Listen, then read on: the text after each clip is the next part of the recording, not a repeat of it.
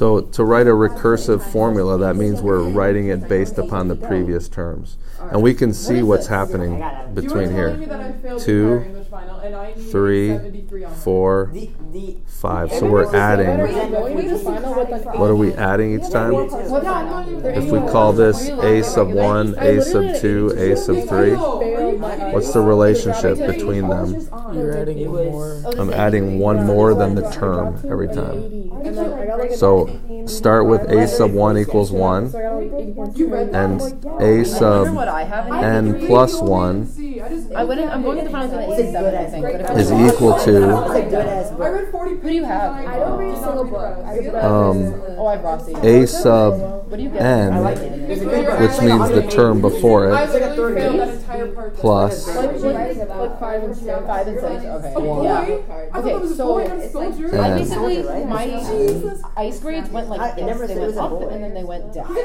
Like I at one point was pulling like 5, and then I went to 7, and he was like, "Fuck you." So let's build it based upon this and see if we're building it right. The first term is 1.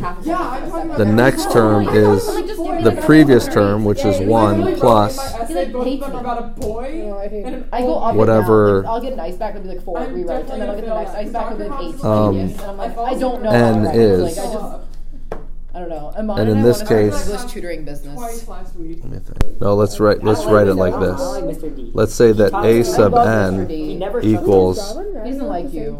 a sub n minus 1 He's in the 8th period only this year. plus n.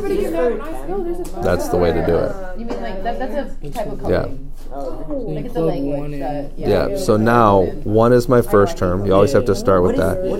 A sub 2 is going to be a sub 1 How do you plus take such 2. nice notes? Like I'm really out A here. sub 1 plus 2, which is 3. A sub 3 Wait, isn't that notebook? is going to equal a sub 2 plus 3. No, that's so, how do you afford all these nice things? A sub 2 plus 3, which is 6.